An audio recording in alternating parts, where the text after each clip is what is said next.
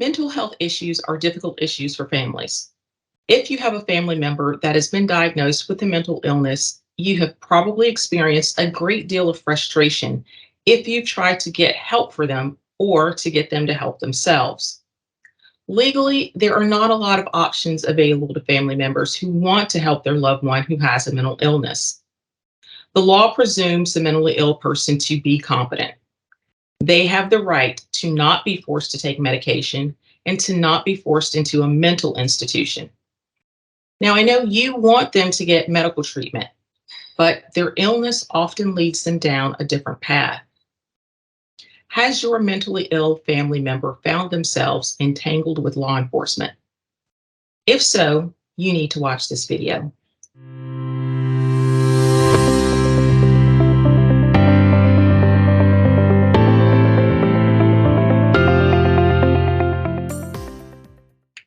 Hi, I'm Antoinette Bone, estate planning, probate, and guardianship attorney in the Dallas-Fort Worth Metroplex.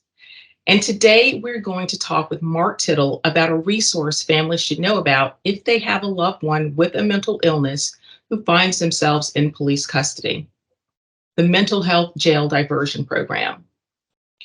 Mark Tittle hails from Lubbock, Texas. He briefly attended Texas Tech before transferring to the University of North Texas, where he graduated with a bachelor's degree in criminal justice.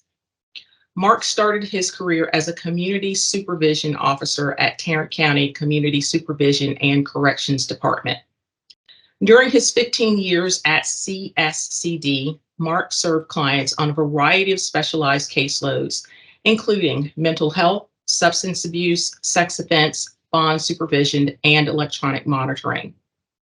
Mark then moved into a court officer position where he served as a liaison between a variety of courts and Tarrant County CSCD.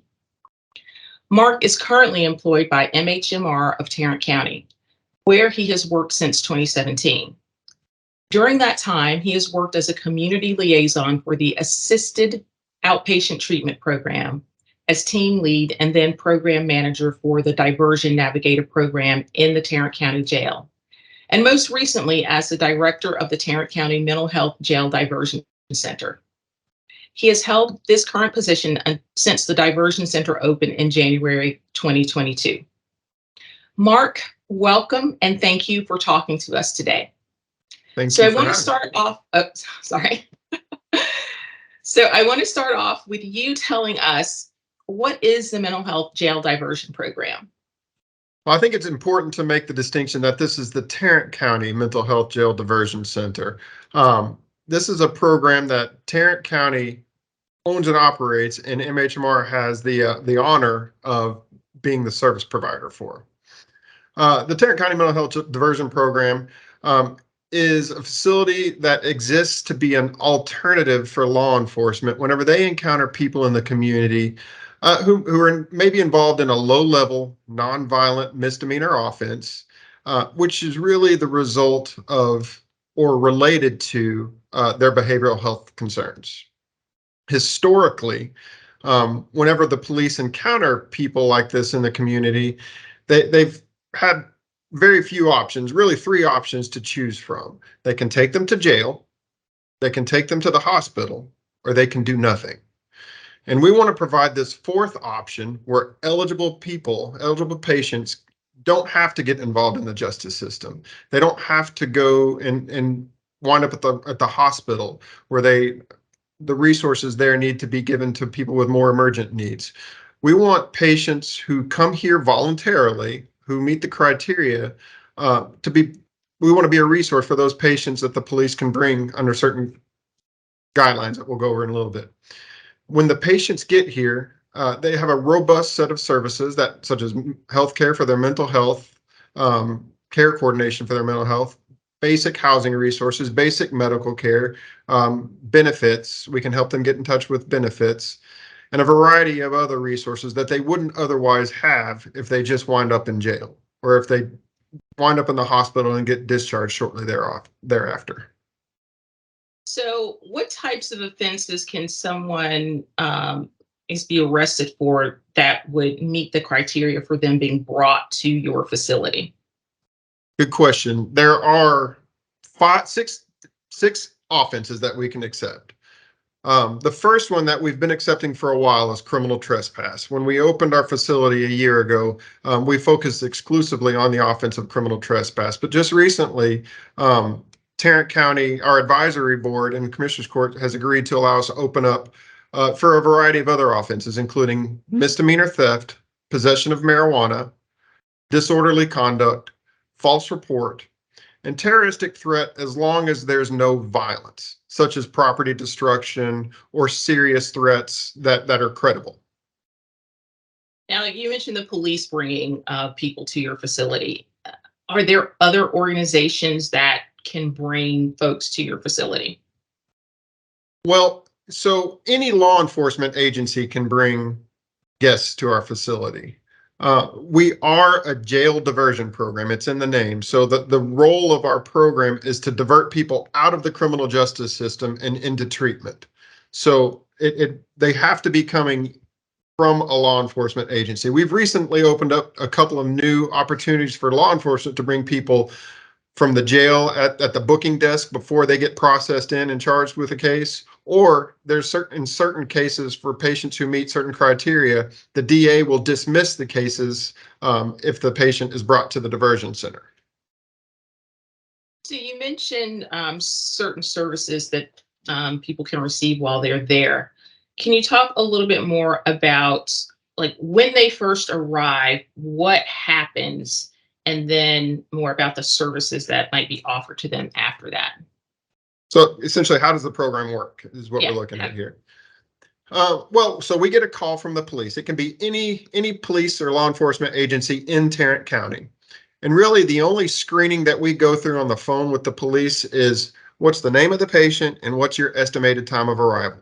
We've already gone to great lengths to help educate the police and law enforcement agencies around our community on who the appropriate candidates are. So the police tells us who they're bringing and when they get here. And when they arrive, we have one of our peer specialists meet them at the back door.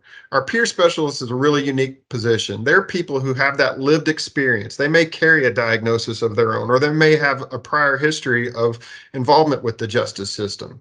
Their role is to meet that patient outside and let them know you're here and you're valued and you're safe. We're happy that you're here. Let me tell you what you can expect when you come in the doors of this program.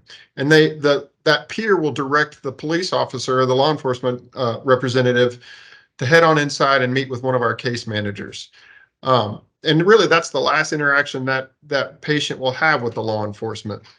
The officer then goes inside, and we've got a very brief intake form that we will fill out for them, and we can get that police officer in and out of the building and back on the street within 5 minutes. Patients who come into the stay, we help them with a variety of needs. And the goal is to sort out what their recovery goals are and help them connect to those resources in the community that might help them. And then once they're discharged, they receive intensive community-based care for up to a year in the community.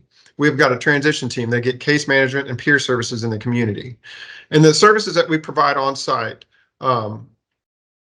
we have case management, we have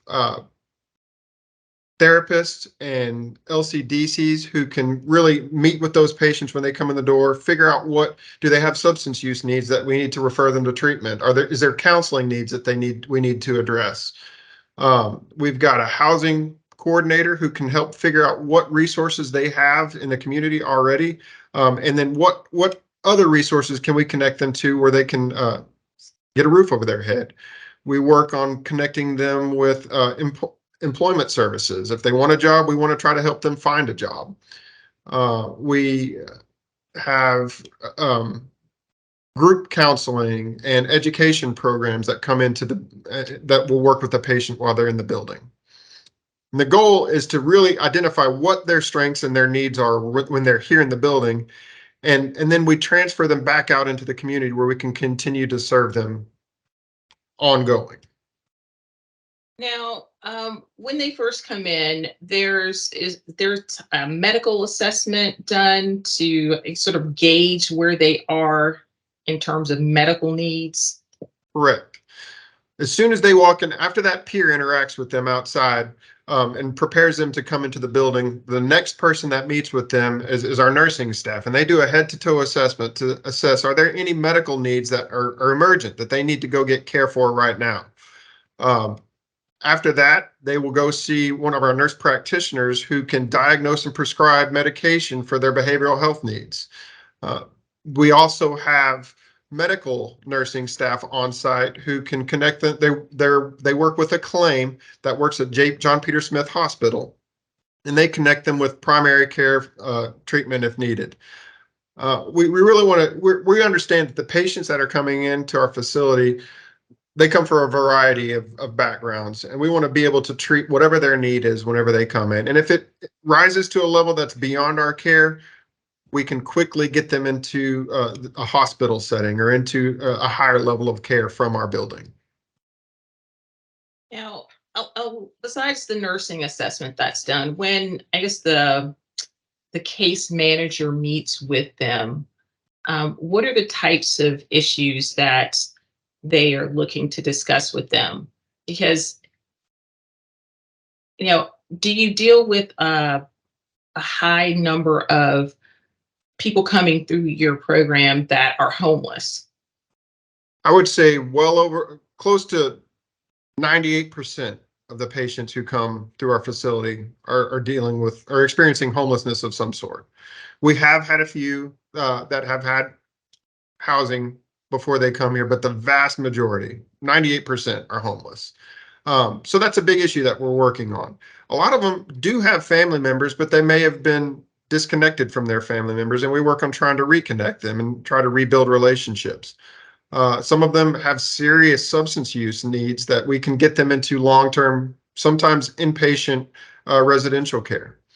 We deal with patients who have serious behavioral health, mental health needs that we want to get them into a good treatment program that works for them and can continue. They can continue after they leave with us. Employment is always something that we're looking at. Clothes. Sometimes the patient that come in, they lack the basic clothing items that are appropriate for the time of year that they come in. So we'll get them those resources. We get patients connected with JPS through our JPS Connect program so that they can get ongoing health care even after they leave our program for free. We try to figure out where the patient's at, what their needs are, and help them achieve what wellness looks like for them. So I would imagine for a lot of homeless people, having certain documents can be difficult, like a social security card, Right. maybe even a driver's license or some form of ID. Is there any assistance provided in helping them either get those documents and when they get them, storing them? Because, when you're homeless, you don't necessarily want to leave those kind of documents Right. lying around. We have a benefit coordinator on site who will help our patients coordinate with Social Security, and we can help them get their SSDI, SSI, their Medicaid, Medicare, SNAP, their critical documents, like you mentioned, the birth certificate, their driver's license. Sometimes, in Tarrant, in Fort Worth, a scan card is needed to check into certain shelters. We can help them get that. PAP, which is Prescription Assistance Program, so that they can help purchase the prescriptions that they need to maintain the level of care that they want. We can even help patients get government issued telephones so that they can be reached in the community, and then supportive employment services as well. So how long does your program allow people to stay? And once they leave, is there any type of maintenance that you do with them? So we don't have a set length of stay for our patients. Each patient that comes through our door, which all of our patients are voluntary. I need to make that distinction as well. 100% of the services we provide are voluntary. We don't compel patients to stay. We don't compel patients to participate in any treatment program. We don't compel them to take any medications. Everything that we do is on a voluntary basis. So the stay Some patients may stay for a matter of hours, 2 or 3 hours, before they decide, you know what, I just needed a break. I've got the resources I need in the community. I'm ready to go wherever I need to go. Some patients may be a week or more or longer. The average stay in our building is about 72 hours. That's our goal. And then so after the 72 hours, what tends to happen?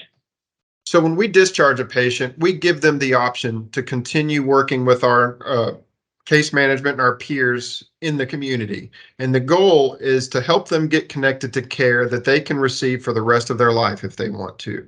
So we have a transition team that's a community-based team that will assist the patient with securing housing, navigating to and from their various treatment appointments in the community, finding jobs, connecting with family, uh, getting into education programs, and we will continue to provide that service to the patient in the community for up to a year.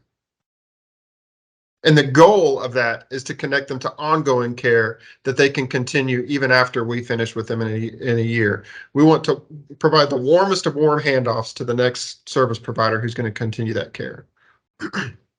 So, how many people at one time can your facility hold? We have 30 rooms with 42 beds spread across them. So, and we try to keep it limited to one patient per room until we absolutely have to.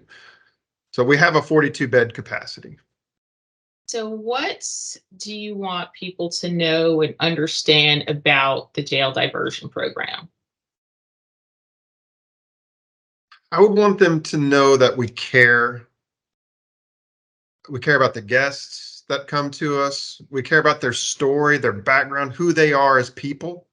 We care about the strengths that they bring to their situation, the needs that they have. We care about their dreams. We care about the fears that they may have of going back into the community and living with whatever is going on in their life. We care about their goals, and we care about their family. We care about getting them connected to what wellness looks like for them. We want our patients to know that they are truly valued, because a lot of the patients that come through our building, they've lived a life where they are shuffled from one place to the next because they're not wanted wherever they are. We want them to know that they're wanted and they're valued. I'd say we care about safety. We care about the safety of the patients that come to our building. We care about the safety of the community where they live. We care about the safety of the police who bring the patients to us, and our community partners and the institutions that also serve our guests whenever they're not with us. We want to provide an atmosphere where the patients can receive the services that they need and can get connected to the resources they need to live a safe lifestyle outside of this building. And then we care about the impact that we have on our community at large at Tarrant County. We want to be a good resource that fills a big need that has existed for a long time in our community.